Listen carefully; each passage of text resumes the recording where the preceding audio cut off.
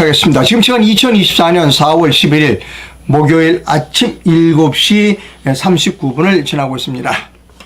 언제나 마찬가지로 아직 구독을 신청하지 않으신 분들은 구독을 꼭 눌러주십시오라고는 부탁의 말씀을 드립니다. 윤석열과 한동훈에게 묻습니다. 그래서 그들이 표를 주던가요? 여러분, 이 썸네일의 사진을 잘 보시면 윤석열 대통령도 비석을 끌어안고 울고 있습니다. 우측에 한동훈도 비석을 끌어안고 울먹거리고 있습니다. 여러분, 제가 여기가 어디라고 말씀드리지 않아도 여러분은 잘 아실 겁니다. 이 장소를. 오늘 아침 뉴스 브리핑의 제목은 윤석열과 한동훈에게 묻습니다. 그래서 그들이 표를 주던가요? 네, 이것이 오늘 아침 뉴스 브리핑의 제목입니다. 어제 이제 본투표가 끝나고 개표가 지금 거의 다 끝나갑니다. 이제 거의 다 끝나가고요. 밤을 새워서 개표 상황을 지켜본 분들이 많기 때문에 그 상황에 대해서, 결과에 대해서는 제가 말씀드리지 않겠습니다. 너무나 잘 아실 것이라고 생각하고요. 여러 반응들을 좀 살펴봤습니다. 여러 시민들의 반응을 제가 페이스북 이런 데서 가져왔습니다. 일단 여러 사람들의 반응을 소개해 드리도록 하겠습니다. 이런 반응이 있습니다. 한동훈의 세 가지 실수라는 겁니다. 한동훈은 세 가지 실수를 저질렀습니다. 첫째, 부정선거의 경고에도 듣지 않았습니다. 두 번째, 부정선거를 경고한 사람들을 잘랐습니다. 셋째, 광주와 전라도 표를 구걸한다고 5.18을 두둔했지만 표 구걸은 소득이 없었습니다. 그리고 우익 시민들을 돌아서게 했다 하는 겁니다. 한동훈의 세 가지 실수. 부정선거 경고를 듣지 않았다. 부정선거를 경고한 사람들을 잘랐다. 광주 전라도에서 5.18로 표를 구걸했지만 표를 받아오지 못했다. 이것이 세 가지 실수였다는 겁니다. 또 다른 견해를 소개합니다. 자기 손에 피를 묻혀야 할 비장한 책임을 부여받은 자가 그 임무를 회피하니까 나머지 50%가 흘리지 않아도 될 피를 보게 만든 거다. 내 무덤에 피를 뱉으라는, 내 무덤에 침을 뱉으라는 결기를 만만한 의사 집단에게나 썼다. 비열하고 비겁한 자들이다 하는 겁니다. 또 다른 견해를 보여드립니다. 윤석열은 식물인간이 됐다. 부정선거에 입을 다물고 부정선거에 부자를 꺼내는 후보 모두 쳐내더니 한동훈도 꼴 좋게 됐다. 나라가 사회주의로 가는구나. 소송에 걸려있는 이재명 조국은 모두 무죄다. 또 견해를 소개해드립니다. 이번엔 경기도 의사회장님이십니다. 이동욱 회장님입니다. 그렇게 하면 안 된다고 그렇게 직언을 해도 누구나 귀를 기울이지 않고 오만하게 귓등으로만 듣더니 결국 관을 보고 눈물을 흘리구나. 결국 관을 보고 눈물을 흘리는구나. 무공감 정책, 자기들끼리 공천, 자기들끼리 선거운동으로 국민을 우습게 한 당연한 결과인데 또 국민을 탓하겠는가라고 하는 견해입니다. 다음은 그 해군 제독이죠. 심동보 제독의 견해입니다. 출구조사 직후, 결과 발표 직후에 쓴 글입니다. 국민의힘계는 85석 99석, 그리고 더불어민주당계는 2배인 196에서 121석을 석권하고 있다. 가짜 보수 윤석열 정권은 완전히 망했다. 원래 잘하던 짓, 즉 사람 잡아서 가두는 짓, 원래 잘하던 짓, 문재인이나 이재명, 조국 구속이나 잘했어도 이처럼 비참해지진 않았을 것이다. 대통령실이나 원상 복구시키고 순리에 따라라. 용산에 갔던 거 다시 청와대로 가라는 겁니다. 비용만 많이 들고 왔다 갔다 하는 거. 자,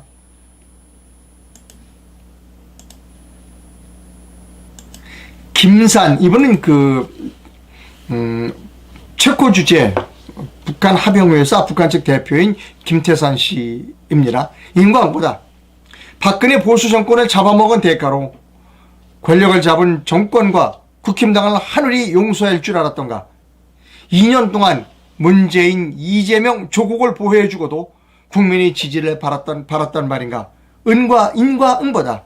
5.18 정신이라는 것을 합법화하려는 저들을 빨아대는 바보들도 정신 좀 차려라 라고 하는 겁니다. 김태산 씨의 견해를 소개해 드렸습니다.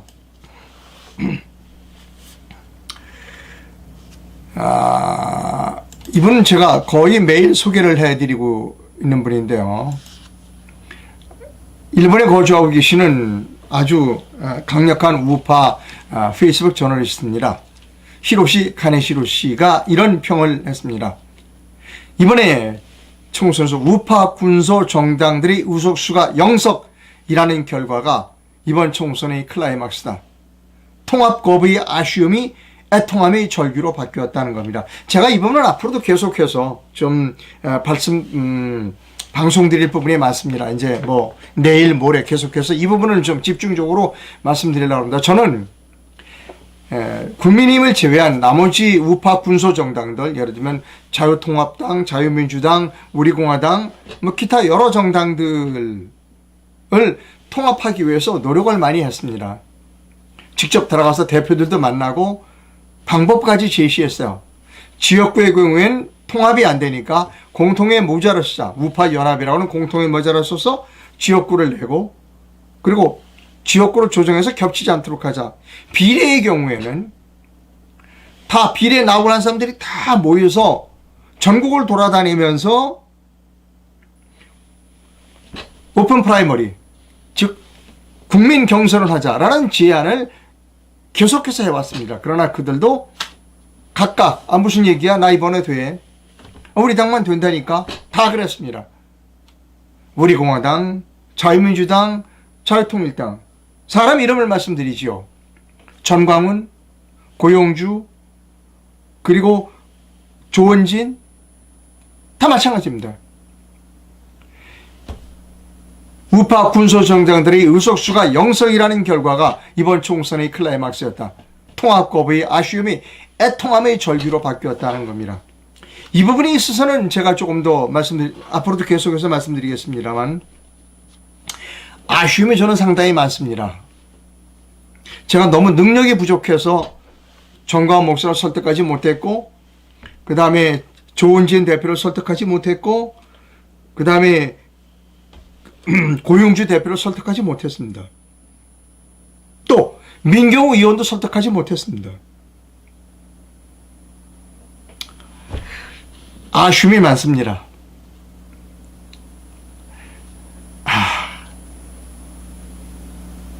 왜 좀 모이자는데 모여서 같이 하지 못했을까? 아쉬움이 굉장히 많고, 제가 능력이 부족하다라고 하는 것을 뼈저리게 느꼈다는 겁니다.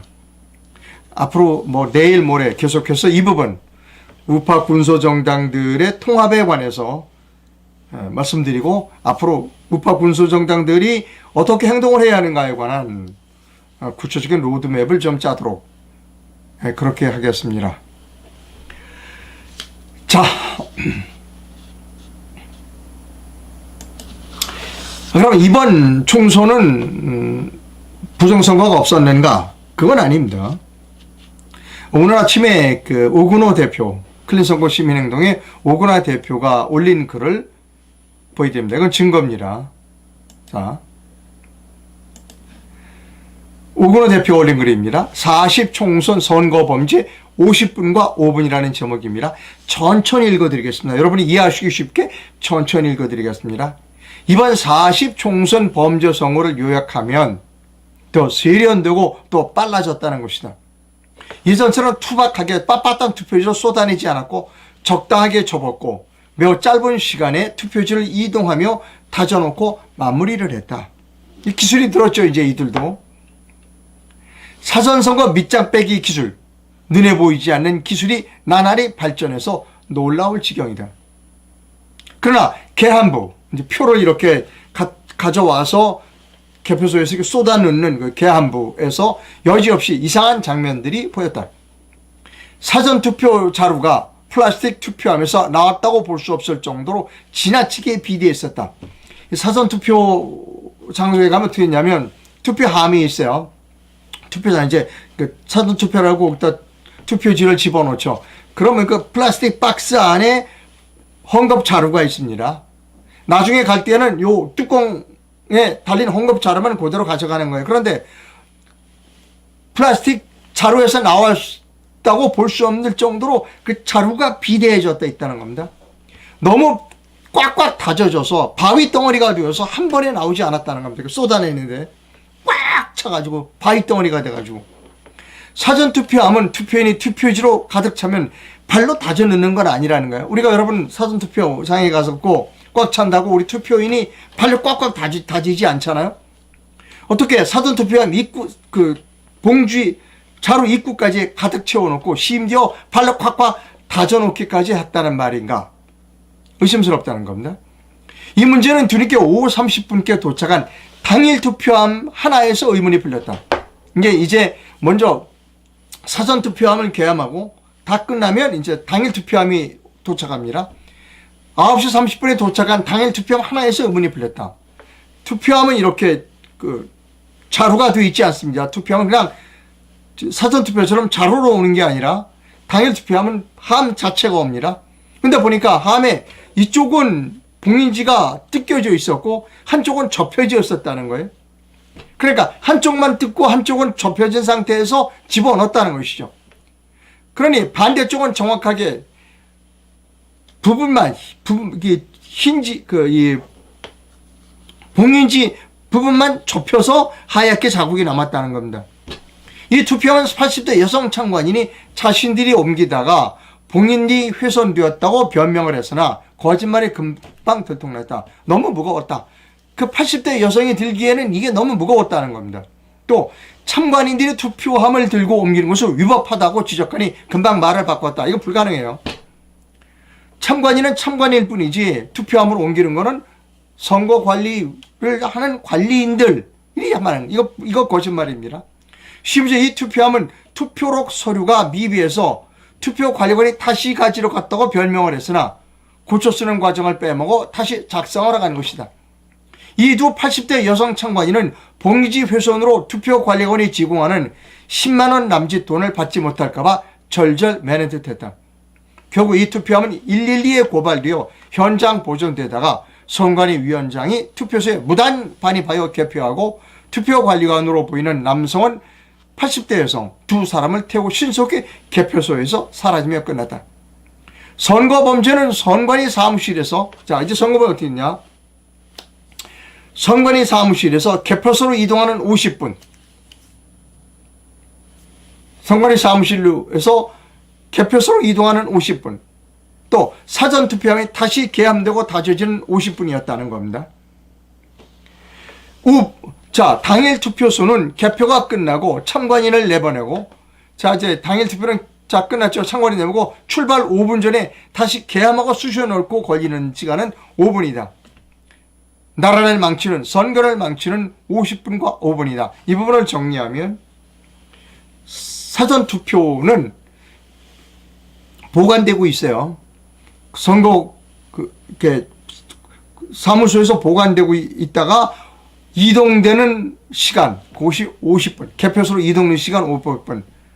또 당일 투표는 참관인을 내보내고 개표소로 가는 5분 동안에 걸린다는 겁니다. 그래서 50분과 5분이 부정투표를 하는 시간이다 하는 겁니다. 자, 부정선거에 대해서 계속해서 날카롭게 밝혀오셨던 공병호 박사가 오늘 아침에 유튜브 방송을 했습니다. 공병호 박사 또한 이번에도 역시 부정선거였다라고 주장하고 있다는 겁니다. 공병호 박사의 주장을 보시겠습니다.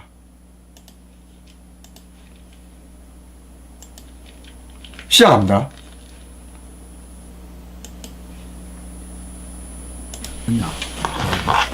또 조작을 한 겁니다. 무자비하게 조작을 한 겁니다. 전산 조작을 하고 실물로 된 위조투표지를 투입한 겁니다. 실물로 된 위조투표지를 투입한 것은 제가 직접 보지 않았기 때문에 그냥 추론으로 이 사람들이 조작을 했다라고 볼 수가 있고, 증거물은 선거관리위원회가 발표한 후보별 사전투표 득표수가 모두 다 조작이 됩니다. 오늘 여러분들이 말씀드리는 지금 모두 이제 개표가 끝나지 않았기 때문에 오늘은 가양, 오늘은 강서구 일부 지역, 그리고 종로구는 다행히 관내 사전투표가 모두 다 이렇게 개표가 끝났기 때문에 그걸 전적으로 다 공개를 할 수가 있습니다. 동일한 조작 방법을 사용합니다. 지난 10년간 선거관리위원회가 사전투표 득표수를 조작해온 동일한 방식을 이번에도 적용합니다. 제야 전문가와 제가 전망했던 그대로 일이 일어난 겁니다. 그리고 제가 어제는 방송이 좀 뜸했고 선거일이기 때문에 그 전날 총선에 대한 최종 전망 이렇게 해가지고 이번에는 전국에서 평균적으로 2020년도 4.15 총선 수준의 사전투표장을 방문하는 최사람당 가짜투표지를 한 장 만들어 가지고 더불어민주당 쪽에 투입해주는 그런 전산 조작이 사전투표 양일 사이에 있을 것이고, 그렇게 되면은 360만 표 정도를 전국에 투입하는 것이고, 그리고 접전 지역, 쭉 경합 지역이고 본인들이 반드시 이겨야 되겠다고 생각하는 지역에 대해서는 아마도 강서구청장 보궐선거 수준의 조작, 사전투표장에 두 분이 오실 때마다 전산 프로그램을 가동해 가지고 가짜 투표지를 한 장 만들어 가지고 그것을 더불어민주당 후보한테 더해주는 그런 기본은 4.15 총선 수준의 조작, 그리고 특별 지역에 대해서는 강서구청장 보궐선거 조작을 할 것이다, 이렇게 얘기했습니다. 강서구청장 보궐선거. 자, 여기까지 들려드렸습니다. 이번에도 그 부정투표가 있었습니다. 투표할 때 이제 그 투표장에서 참관인에게 발을정자를 써가면서 적었죠. 선거관리위원회의 전산하고는 다릅니다. 자, 저는 이렇게 생각합니다. 수사라는 겁니다. 윤석열 대통령은 수사해야 한다는 겁니다. 지난 4.15 총선도 수사하고 이번 4월 10일 총선도 수사해야 하는 겁니다. 원래 전문가잖아요. 수사 전문가잖아요. 윤석열과 한동훈은 수사 전문가잖아요. 그러면 자, 여기 이런 댓글이 있어요. 그 댓글을 하나 여러분 소개해 드립니다. 이겁니다. 윤석열 대통령은 총선이 이기든 지든 권력이나 잔인하게 써라. 그리고 적폐와 불의나 청산하고 가라. 쓸데없이 돌아다니지 말고. 이렇게 이재명이가 권력은 잔인하게 쓰는 거야 라고 한 그 영상 위에 이렇게 했습니다. 총선에 졌어. 오케이. 그럼에도 불구하고 윤석열 할 거 하고 떠나야 됩니다. 40성 4월 10일 부정선거 수사하고, 그리고 이번 부정선거도 수사해야 합니다. 총선에 이기든 지든 그것은 대통령이 해야 할 당연한 의무라는 겁니다. 제가 오늘 드릴 수 있는 말씀은 수사하라는 겁니다. 여기서 물러서지 말고 윤석열이 살고 한동훈이 살고 대한민국이 사는 길은 부정선거 수사하라는 겁니다. 또 이럴 거예요. 이 부정선거, 윤석열도 그렇고 한동훈도 그렇고 부정선거 없었습니다. 모두 제 불찰입니다. 라고 집에 갈 거라는 겁니다. 저는 이해할 수 없는 게 뭐냐면, 부정선거를 수사하지 않으면, 했다면, 지난 4.15 부정선거를 수사하고 문재인을 감옥에 보냈다면 이런 결과를 가져오지 않았을 겁니다. 아마 국힘당이 압승했을 가능성이 큽니다. 그런데 그거 하라는 일은 안 하고 엉뚱한 짓만 한 거예요. 제목 보여드릴게요. 엉뚱한 짓만 한 겁니다. 그래서 여기서 표가 나왔어요, 여러분? 어떤 분은 이렇게 말씀하시는 분이 있습니다. 이 두 사람은 뻐꾸기야. 탕난 정권이라는 겁니다. 저쪽 좌파 정권을 도와주기 위해서 우파에 들어와서 우파를 완전히 괴멸시키기 위해서 처음부터 그런 계획을 가지고 들어온 사람들이다라는 겁니다. 글쎄, 지금 그렇게 비난을 해도 이 두 사람은 변명할 방법이 없을 것 같습니다.